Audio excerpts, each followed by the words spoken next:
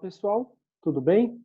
É, Hoje nós vamos falar sobre outro povo aqui da América que foram encontrados pelos espanhóis.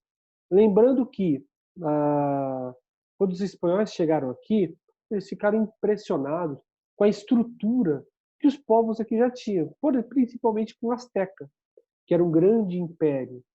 Em relação aos maias, também foi um grande império, pegou grande parte da República Dominicana, uma parte do México.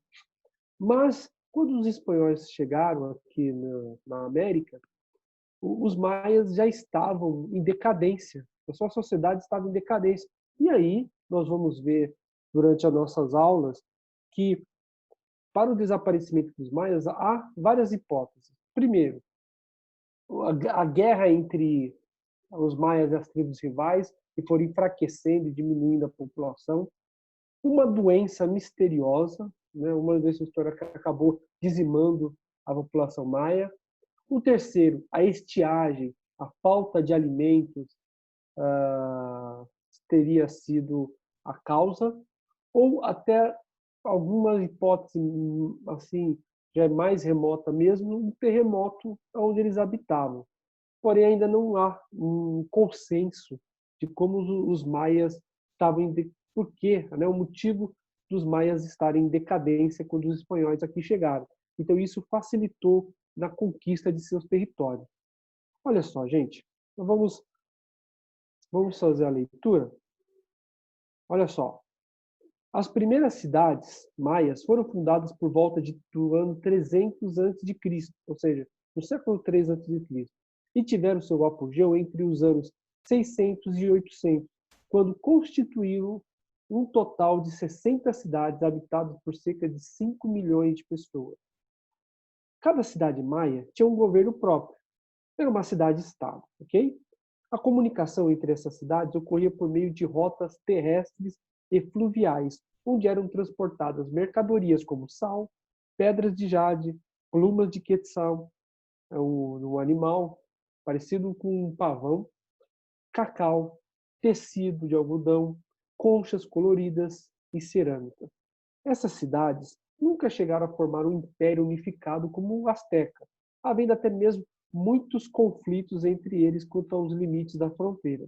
Entretanto, a semelhança entre as línguas faladas e a religião dos habitantes, além das trocas comerciais, eram eram fatores, melhor dizendo, né, que davam coesão a todas essas cidades.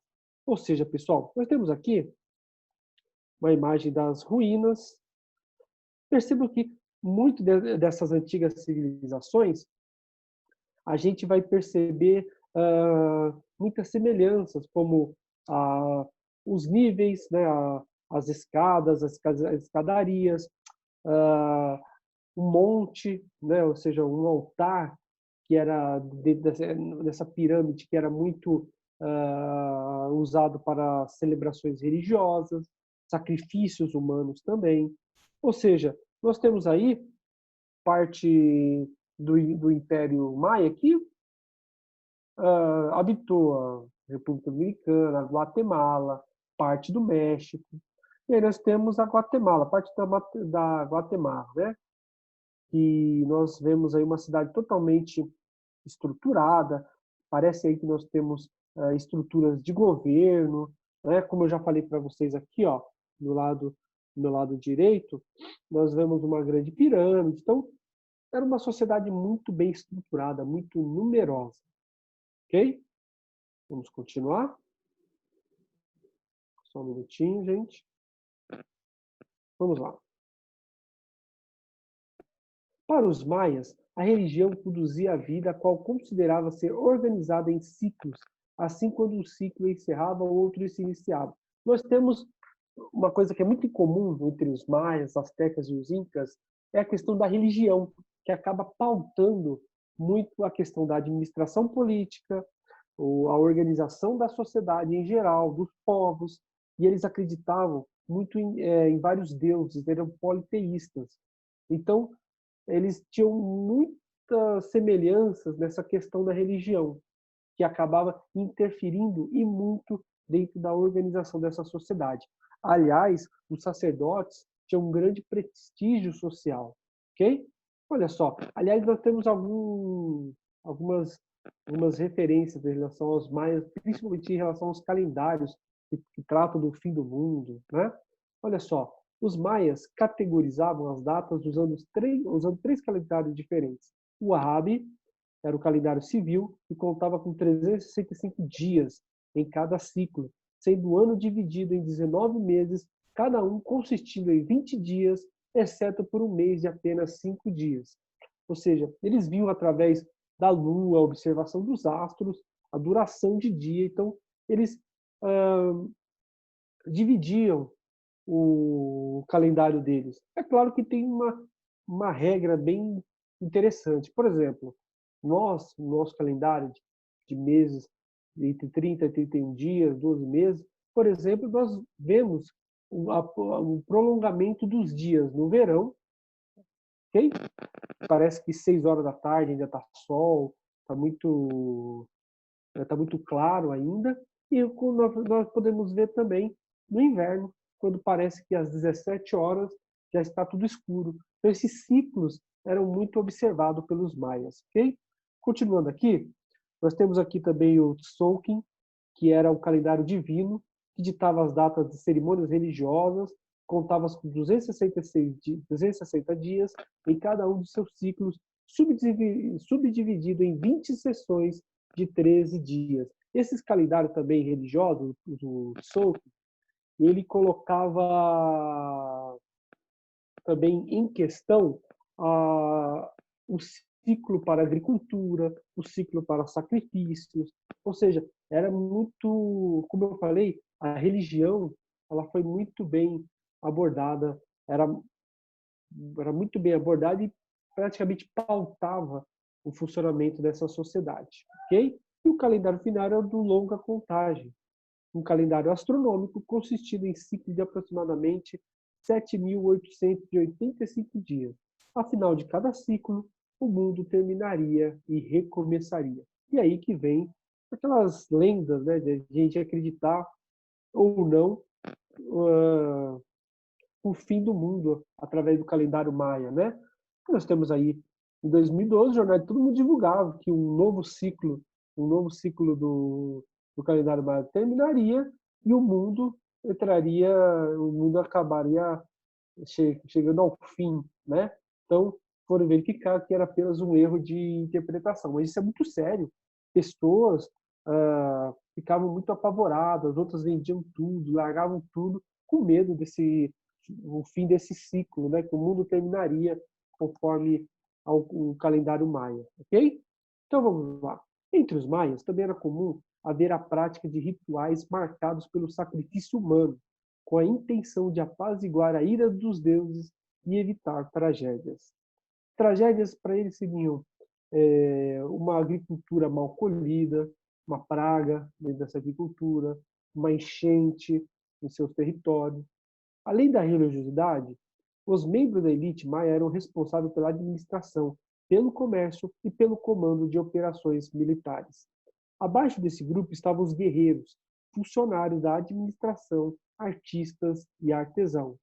Ainda havia a classe dos camponeses e na última camada social estavam os escravizados, que, como no caso dos astecas, eram geralmente prisioneiros de guerra. Da mesma forma que para os astecas, a base da alimentação maia era o milho, porém o cacau foi outro produto de grande importância. Repare que nós, tirando a questão do governo, os astecas tinham um governo centralizado e os maias totalmente descentralizados, né? O território dividido em cidades e estados, tirando isso, eles tinham muita semelhança na religiosidade, no calendário, na forma de tratar os deuses, os sacrifícios humanos, a escravidão dos povos conquistados. Então, eles têm muita semelhança nessa questão, ok? Então aí, pessoal, a partir do século VIII, provavelmente os maias passaram por um período prolongado de secas, que causou falta de alimentos e fome. fatores que eliminaram grande parte da população mais pobre. Entre os grupos que restaram, houve ainda muitos conflitos pelos poucos alimentos disponíveis, outro fator que explicaria o grande número de mortos e a decadência da sociedade maia. Como eu falei, não há um consenso nessa questão. Pode ter sido um terremoto que dizimou grande parte da população maia, as guerras internas, a fome, ou seja, ainda não há uma certeza nisso. A única certeza é que, como eles estavam enfraquecidos, isso facilitou a dominação dos povos dos colonizadores espanhóis, ok? Então, olha só, nós temos aí uma pesquisa. Olha só, você sabia que o chocolate é um alimento de origem americana e que inicialmente era uma bebida forte e amarga? Então, faça uma pesquisa sobre isso, pessoal. Qual é o ingrediente principal do chocolate? Pra vocês terem ideia, o Brasil é um grande produtor desse ingrediente e que é exportado para muitos países da Europa, inclusive para a Suíça, que fabricam os chocolates. Qual é o local de origem desse alimento? De que forma esse alimento se tornou conhecido pelos europeus? Claro que aí você já tem uma ideia, né? Por quais mudanças o chocolate passou após a incorporação desse alimento na Europa? Também vocês podem ter uma noção do que o chocolate ele é capaz como ele é capaz de ser produzido, de ser manipulado. Então ele tem um ponto principal que é uma produção, um ingrediente, uma produção principal que sem ele não existe chocolate. Vocês sabem qual é? Então faça uma pesquisa aí, traga para a nossa live e a gente vem discutir sobre isso. Eu quero também discutir a questão da colonização, ok? Então, pessoal, esse foi o início dos povos maias, muito tirando a administração política, né? Muito semelhantes aos astecas, da sua grandiosidade, organização da população, a importância da religião. E na próxima aula, no próximo vídeo, nós vamos conhecer os Incas, que também têm muitas características parecidas com essas duas civilizações, ok? Então, pessoal, fiquem todos com Deus e até a próxima. Tchau!